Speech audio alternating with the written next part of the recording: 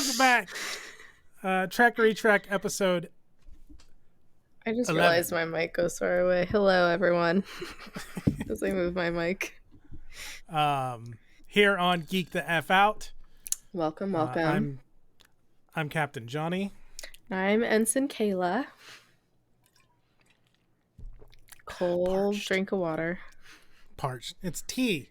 Oh, I don't know. Tea. Green. Cold. Instant. I mean, you have a blue... Your light's changing behind you. I can't tell what anything is. You have a clear bottle. Okay, when you hold it like that, it looks like a color. We're off to a great start. This is the... what's the fucking word? This is the atmosphere we go for here. Like... Pseudo I thought you were going to stream. talk about the episode. We'll get to it. We'll get to it. Yeah. That's just even more on par. I suppose I we just got a cramp should. in my leg. We are freaking rocking and rolling, yes. people. The Menagerie. Yes. Part 1. This is our first two-parter. Yep. And apparently this episode's a little well known because you kept talking about it all the time. Yeah. So TVGuide.com says Spock acts mysteriously when he kidnaps a former captain of the Enterprise and sets the ship's controls to a forbidden planet, resulting in Spock being put on trial for a court-martial. Yeah. It's funny because I'm wondering when they aired it, did they air it back to back or week after week? I would assume that it was not aired back to back, that it was aired one week and the other episode was aired the next. Damn. That's a cliffhanger. And we're going to recreate that feeling because we're only covering part 1 in this episode. Yes. Y'all have to wait a week to see what we think about part 2. We're just edging y'all out with it. Actually, reminds me, I meant to talk to you about this before we started recording, but I forgot. I don't think we're going to rank this episode. Okay. Rank them both together? Recording. Yeah, we'll rank both of them because if we give this a rank, it might kind of spoil what our thoughts are going to be about the second one. Yeah. So definitely. we'll rank it overall and separately at the end of part 2. And back. We had a quick pizza break. Nom, nom, nom, nom, nom. So, Menagerie, part 1. What do you think? Oh yeah, you already did the summary. I was waiting for that for whatever reason. I was a little confused because just like the series, we were very thrown into it, and then you're just kind of waiting around to see what this whole reason was, and then you don't even get it this episode, you get it the next episode. But like, I mean, it had me on the edge of my seat the whole time. It was good, but also I was like, being the impatient person that I am, I was like, let's just fucking get to it already. Get on with it. Yeah, I was definitely I've seen, obviously, that's the whole point of this. I've seen it before. I've watched it. I was still invested, especially due to it's no secret that Pike showed up in Star Trek Discovery and is the focus. He's the captain on Strange New Worlds. So it gives me especially a different viewpoint for this episode. The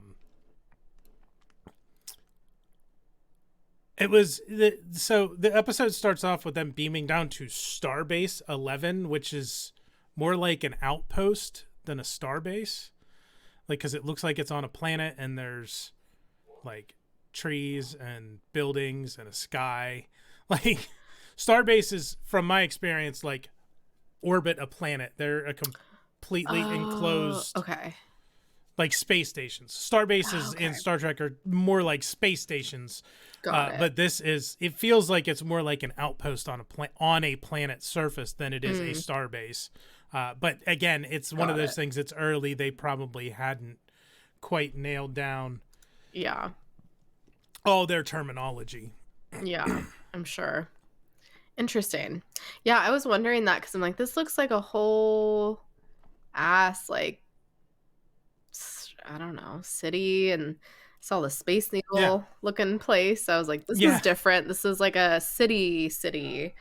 Um, I know, I guess it makes sense because it is in the star. So like, is it part of Starfleet? I don't know the terminology. Help me here. yeah. So, so then it's a base. I don't know where I was going with that. I think I'm thinking it seems like it's a whole planet, not just like a city or area. That's what it just made it feel like. Yeah, like they control the planet. Like the planet is. Okay. Yeah, that's what it seems like, and it Okay. could just be that they just have like we have different countries have embassies in other countries. Like it's the Federation's embassy on this planet. They refer to it as a starbase. I think it's an outpost because it's on a planet. I think those are rules that are established later. Starbases are actually in space. Outposts are on planet surfaces. They just haven't. It's the 11th episode. Okay. Good to know. That makes sense now. I liked their little flower symbol they had on their shirts. Yeah, Cute. the assignment patch was interesting.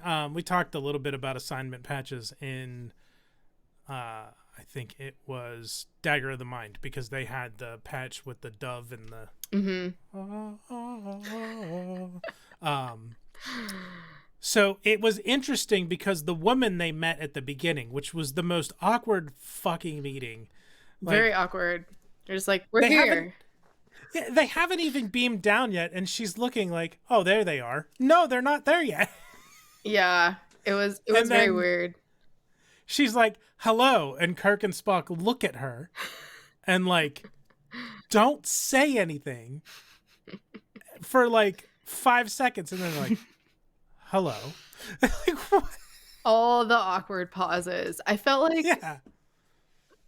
more so in this episode than the next episode, there were a lot of awkward pauses. I mean, that seems to kind of be a thing of this original series, just of its time, but in terms of like editing and stuff, Yeah. um, and maybe writing a bit.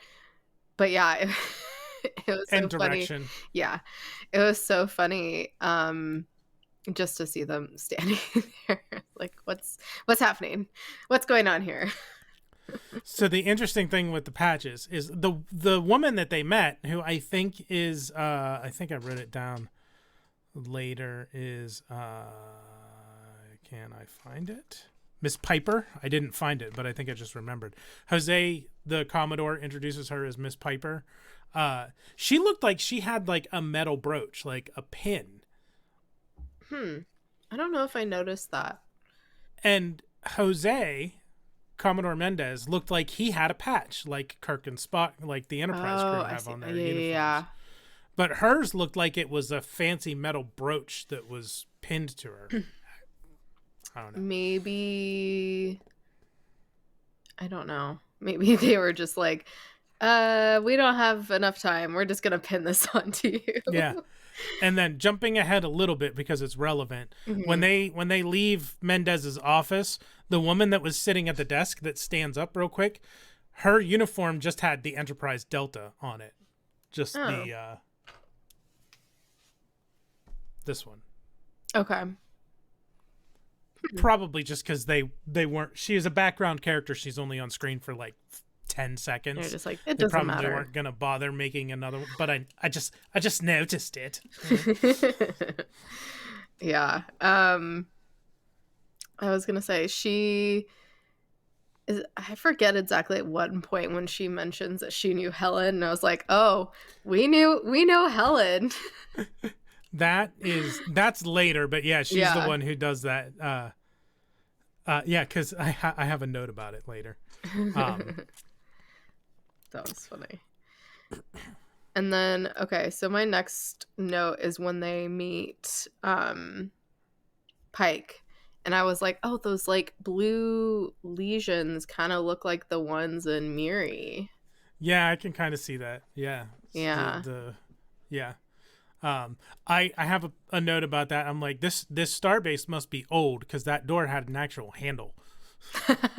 Instead of just Like, sliding. yeah, a handle and hinges and opened instead of just whoosh, whoosh. Or they just got lazy. Yeah, I mean, yeah. Probably. So Maybe a mix of both. Speaking of Pike, Mm-hmm. He's played in this episode by Sean Kenny. In the pilot, where the original pilot, Mm-hmm. the Menagerie, the cage. The original pilot was the cage. This is the Menagerie. The pilot episode was called The Cage. Mm-hmm. He's played by Jeffrey Hunter, and then obviously he's played in the Kelvinverse movies by Bruce Greenwood, and in Strange New Worlds and Discovery he's played by Anson Mount. So interesting that this character has had 4 different actors who have played him. Yeah. I mean, this also came out how many years ago? Well, yeah. There's been a lot of, I feel like the only actor, well, at least from my outside perspective, is Patty Stew. Yeah. It's like pretty much stayed the same. At least not yet. I don't know. You tell me if there's been a new young version of him or something. Yes. A flashback doesn't count. Kind of. There has not been another actor. There's a caveat to this, but that would be spoilery. There is not another actor playing the same character besides Patrick Stewart. He is the only one who has played that Jean-Luc Picard. Okay. I will take that answer. But most of the original series crew have at least 3, because some of them do, because not all of them. Mm-hmm. Because you have the original cast, you have the cast from the Kelvinverse movies, and then you have some of the cast that have shown up on Discovery and or Strange New Worlds. It's a lot of people. It is. A lot of peeps. I was going to say, it's funny how Kirk mentions how people can change voices. And I was like, oh, you conveniently forgot that in What Are Little Girls Made Of? Because you were just like, oh, is that his voice? And she was like, yes. And you were okay with that. So it's very, very funny that he conveniently forgot that. Foreshadowing for this episode. Yeah. They probably weren't thinking of it because I don't know. There's some stuff that might cover that in episode facts and trivia. Okay. I was going to say overall though, this episode, I don't know if it was the sets or if they changed the lighting or something, but it just looked completely tonally different than the other episodes have been. Mm-hmm.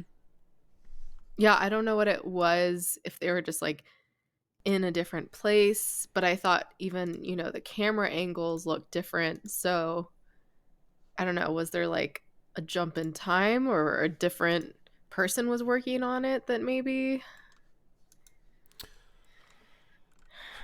Let me see. It might just be the director. This episode was directed by Mark Daniels. Because interesting that you mentioned that, because let me find it. The Starbase operations set is a redress of the engineering room set. So it's okay.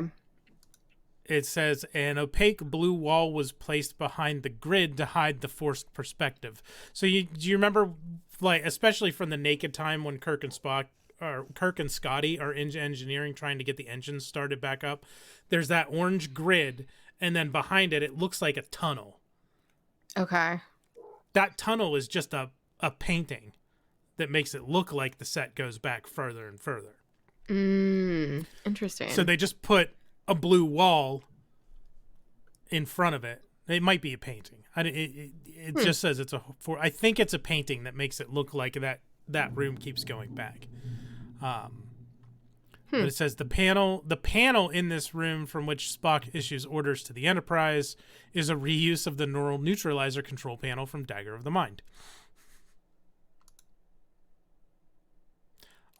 So I'm curious, when this particular part of the episode we're talking about is going on, and he's in there, what did you think Spock was up to? I had no fucking clue. I watched this maybe 3 times now, and no fucking clue. Because yeah, even like knowing what happens, I mean, like, I could see what he was doing. I was like, okay, you clearly have this plan as to what the fuck the plan is. Like, I was like, oh, maybe you want to, I think if anything, I thought maybe you want to like get Pike out of there because they were treating him badly, but they seemed like they weren't treating him badly. I don't know. I had no fucking clue. And it just reminded me, you got an actual punch in this episode. Spock decked that dude. Decked him, sure. We'll call it that. That fight scene was interesting. Just the choreography and the timing of the punches and the slaps and the Vulcan fucking neck pinch. What is it called? Nerve pinch. Nerve pinch. There we go. I was like, that doesn't sound right. Very, very of its time. But it was entertaining for sure. And I mean, I liked that. And I think that's a big part of why I liked this episode, even though I was very impatient about it, was just the intrigue of the whole thing. And literally most of next episode too. You still don't know until the very end. And even at the end, I'm still slightly confused. Well, you were impatient because you were intrigued and you were invested and you wanted to know what was going on. Yes, exactly. Yeah. Exactly. So this is where I go to, did you have any notes that I haven't covered up to this point? Let me see. Kirk mentions the voices. The whole episode looks different. Helen. Yeah. Oh, I saw Uhura has her green hoops. In terms of Spock's makeup, for the most part, it was pretty much the same throughout the whole episode. They made him. I did notice that his eyebrows were a little shorter than they normally are. Nothing that exciting. Oh, and I put take a drink every time Spock does the Vulcan nerve pinch. Yeah, because he did it at least twice, right? Yeah. And then my next note is when they're doing the what the fuck is the term? They're like interrogating him. The trial. Okay. Yeah. Before that, I just have written down when you're talking about Helen, I'm like, Miss Piper has heard things. Oh yeah. There's clearly some gossip going around there. Clearly.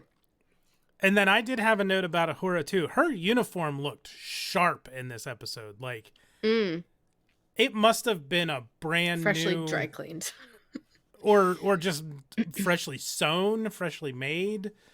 Maybe because it was really red compared to how it looked to me, and really, like hard. It felt hard lines. I don't know if that makes sense, but like the edges seemed very sharp. You can see that. It was, yeah. Makes sense. Yeah, I don't have anything until the trial. I have written down Spock doesn't even flinch, but I don't even know what it's in reference to. Maybe to the I I think when the guy fighting? was I think when the guy was hitting him, like Mm. he just took it. Took it like a champ. Maybe part of the not having emotions thing? Well, Vulcans do have know. enhanced strength. Yeah. So maybe they have a higher pain tolerance too, Could be it. possibly. That checks out. Yeah, I have quite a bit more before the trial. Then they're Not just really. me. What's that? Just me. That I did. They were really hammering home that Pike was 100% mentally functional. Like, and I get why, but yeah, they made a point multiple times because Commodore Mendez explained it, and then McCoy was talking about it. Like, he's just as he thinks and feels and etc. just like you or I, but his body won't do anything. Typical. I thought it was interesting when they're going over the Talos the General Order 7 about the death penalty. The document continually references half Vulcan science officer Spock. Like it's written that way 3 times. Like let's really hammer this home that he's half Vulcan. So one of the things that has kind of evolved over time is that Starfleet and the Federation are this conglomeration of different species from different planets who are all serving in this Starfleet. Mm-hmm. But I think at this time the intention was like everybody but Spock on the Enterprise is human. He is the only person who is not a human being from the planet Earth. Yeah, that's what it seems like. Again, that's one of those things that kind of evolved over time to be a little bit different than it's presented. Which is why I think that document was written in that way to reference that this is the ship with the fucking alien on it.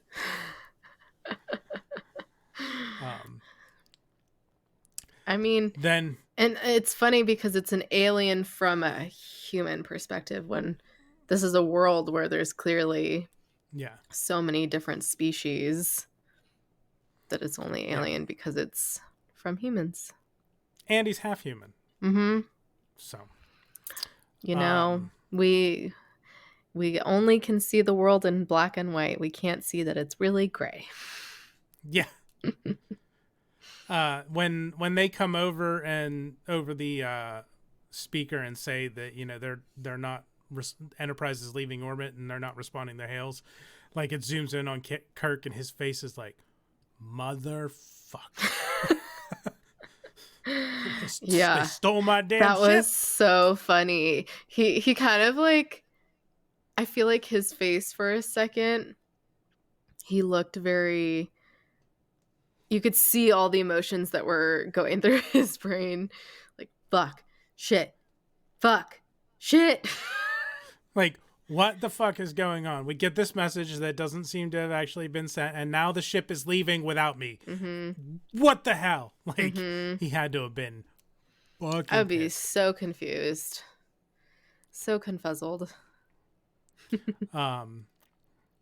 So the next thing I have, when they're chasing after the Enterprise, the Starbase 11 shuttle number 1 is named Picasso. It's the shuttle Picasso. Did not realize that.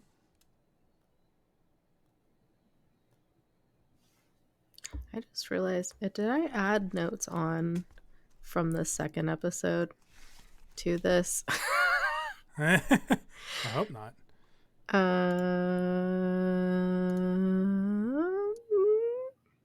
might have.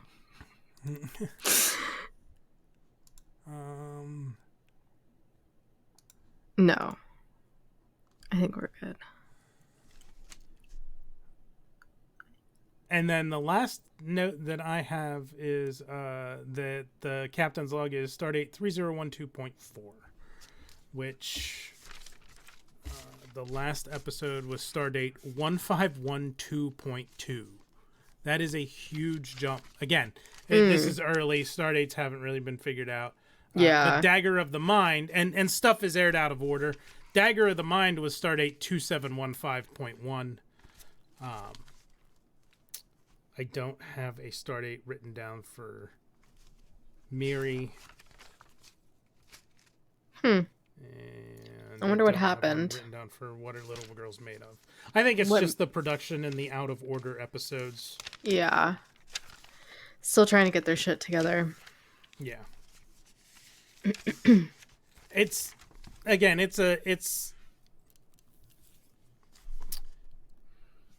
and I think we've talked about this. It's part of the way television was approached back then. People were not expected to watch. You watched what was on because you couldn't record it. Like, it's the 60s. You watch it when it's on. That's there weren't true. a lot of reruns, and apparently. So, like, it aired, and if you missed it, you fucked. F you. Literally fucked. So, aside from this, the Menagerie 1 and 2, like, it would really suck if, like, you missed the Menagerie Part 1. That's true. I wonder. I mean, I'm sure they replayed it on TV. They had to have. They I would had think to that there have. would be reruns at some point. Yeah. But it's one of those things where if you miss it that week, you might have to wait 4 to 6 months to catch the rerun. Could not imagine. Because I'm trying to remember when I was watching shows in the 80s when I was a kid, before we had a VCR. If we missed something, we'd have to wait weeks until it aired again, depending on Yeah, I wonder how long. what time of year it was. Be curious to see when they did that. Do we want to get into the trial? I don't have any notes about the trial. I end at 302.1. I mean, it goes up until he's captured. Yeah. I mean, he by Pike was captured by the aliens. Yeah, that's the end of my notes. Like, I thought I was crazy. You're not. Okay, well, since you filled in for all of that, I'll fill in for the rest of it. There you go. I'm sure I'll have stuff to say about it. Yeah. Just carrying it on my back. Hey, we're a team. I did the first half of the episode. You do the last half of the episode. Exactly. This was all on purpose, folks. This was all on purpose. We're just playing it off like we didn't do it this way. I really liked these very official uniforms with the gold button area down the center.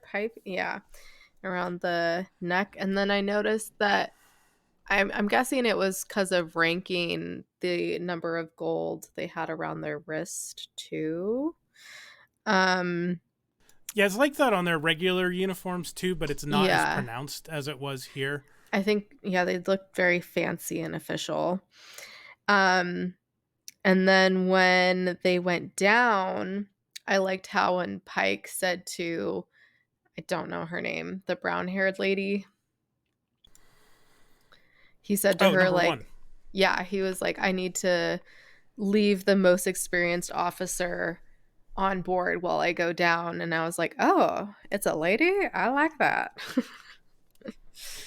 This is kind of because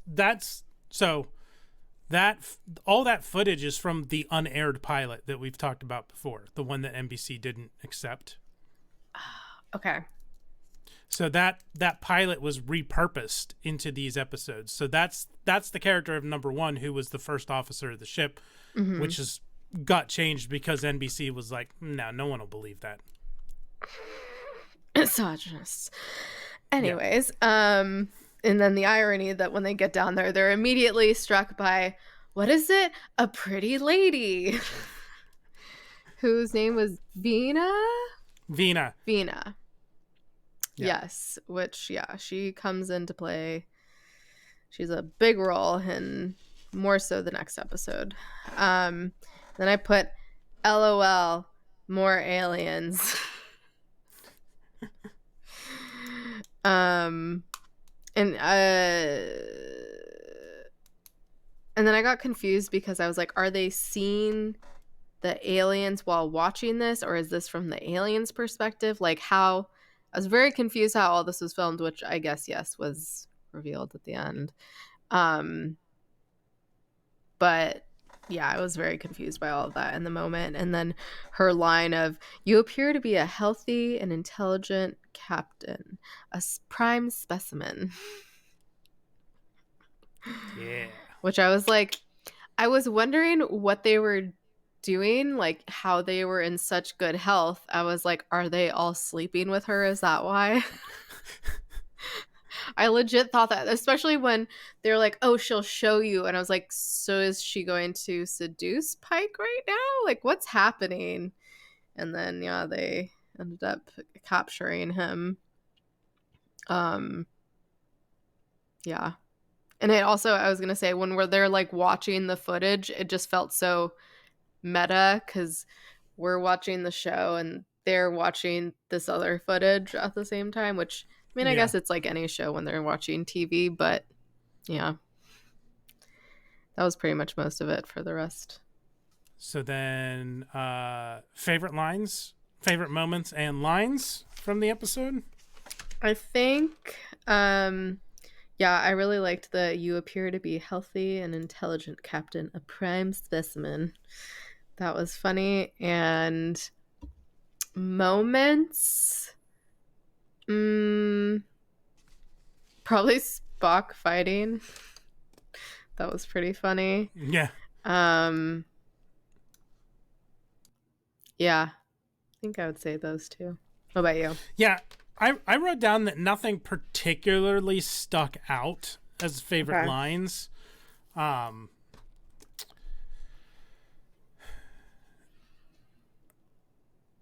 did like when Spock essentially turned himself into McCoy, and he's like, "Well, confine him." Because McCoy is just flustered, and he has Yeah. no idea what to do. And yeah, and he even says to Spock, he's like, that, like, you going to your chambers will be enough, right? And he's like, that'll be Yeah, sufficient. I'm like, wait, he's I the one won't in cause any trouble. trouble. Why are Yeah. you asking him for his opinion? I think, yeah, just like what you said, he was just so flustered by the situation of having to arrest Spock. Yeah. Speaking of that, I did have one note that I missed Okay. at the very end when they were showing the away team with Pike down on the planet on Talos. It looked like Spock was limping.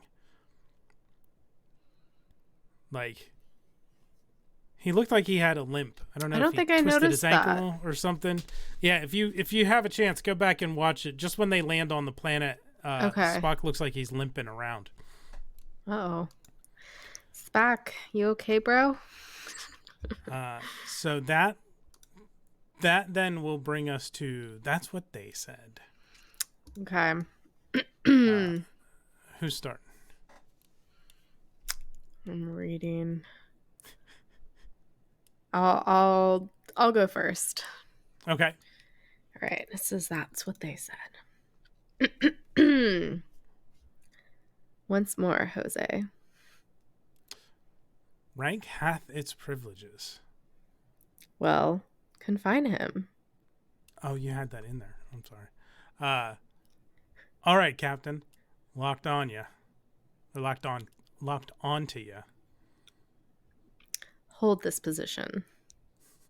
I had this in my notes, and then I realized it was in here, and I had to skip over it. Meets it head on, and he licks it. or he turns his back. Yes, sir. Move it forward. Backward slightly. I think the meets it head on and licks it is probably my favorite line, but I didn't want to say that and give it away. Yeah, that was the only line I had written down. And then I saw it was in there and I skipped over it. So that's what they said. It is.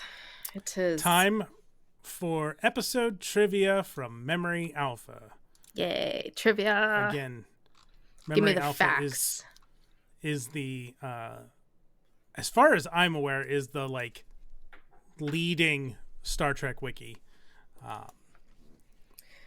Don't say that. We're gonna get canceled because there's probably another one. Just kidding. There's Memory Beta, but Memory Beta is for all like non-canon stuff like books and comics and video games. Beta?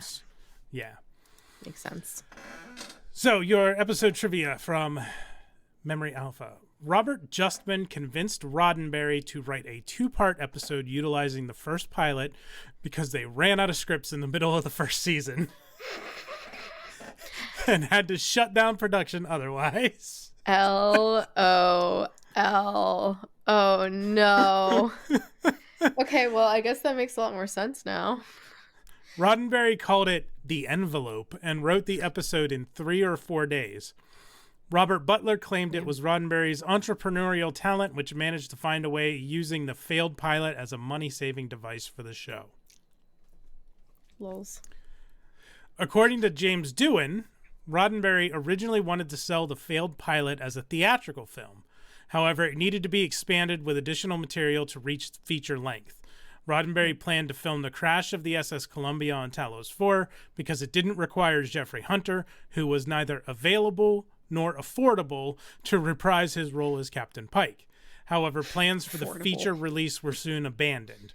Roddenberry's plans for a feature release were verified by Herb Solow and Robert Justman in Inside Star Trek, The Real Story. The real tea. Yeah.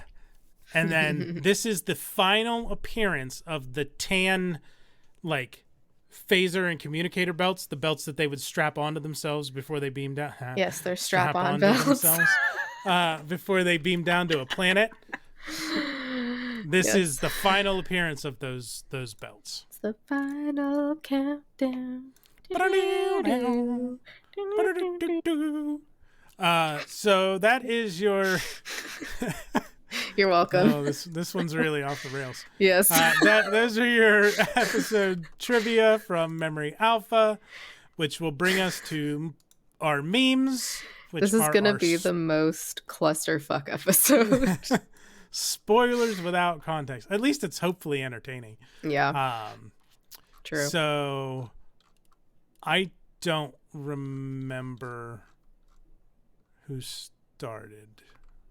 I don't either, but you can go. Okay. So we will bring my spoilers without context up on the screen. And, I mean, look at the Talosians. There's a reason that Megamind is on there. Has to be. And then... I mean, the death penalty thing is pretty self-explanatory. Mm-hmm. I had to find something, and I like these thieves like carrying off the ship, like Spock stealing the Enterprise. Oh, okay. I was wondering what the fuck that was for. Okay, that makes more sense now. And then the hacker at the computer for when Spock was doing all the stuff with the console. Oh, that's a good one. Communication control. I did not think of that. Also, once again, we did not consult each other before these. So we will bring up Kayla's spoilers without context. Which, yeah, over here. Once again, Megamind. Mm-hmm. I've used this one before.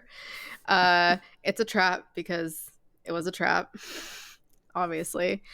And then I used Deadpool because I felt like Pike kind of looked like that, like his skin kind of looked like that. Yeah.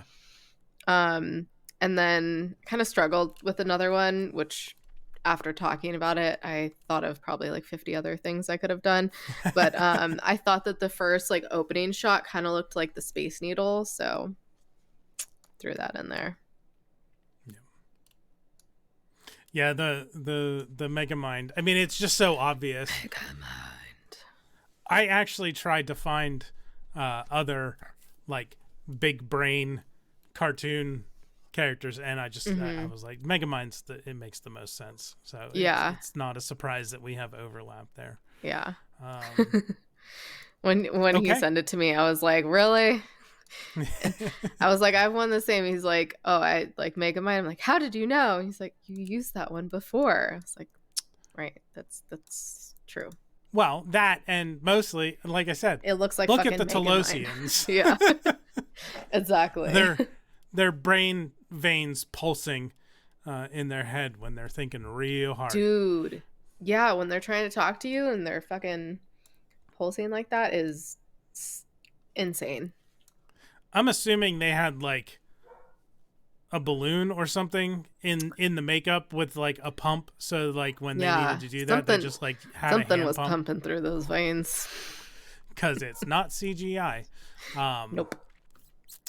So that will bring us to ranking the episode, which, like we said at the top of the episode, we are not actually going to rank this in this episode of Trek Retrek. We will give you our rankings next week. And speaking of next week, for the next episode, for the Menagerie, Part 2, IMDb.com says, at Spock's court-martial, he explains himself with mysterious footage about when Captain Pike was kidnapped by powerful illusion-casting aliens. Dun, dun, dun. And we'll finally get some answers. Kind of. Once again, still confused. Thanks everyone for joining. Make sure to smack that like, smack that bell icon, smack that subscribe, do all the smacking. And if you want to follow us on Instagram and Twitter, our handle is at GTFO channel. And and if you have any memes or spoilers without context that you'd like to send in, you could either send it to either of those places, or email is channelgtfo@gmail.com. A little bit different. I think that was it. And then if you want to follow me, I'm Silver K with 3 Ys. I just made a public account, so erase what you heard in the previous episodes. Yeah, I all the socials are in the video descriptions, and I updated them to be current. I did make a public facing Instagram. It's Lucha Johnny, wherever. Just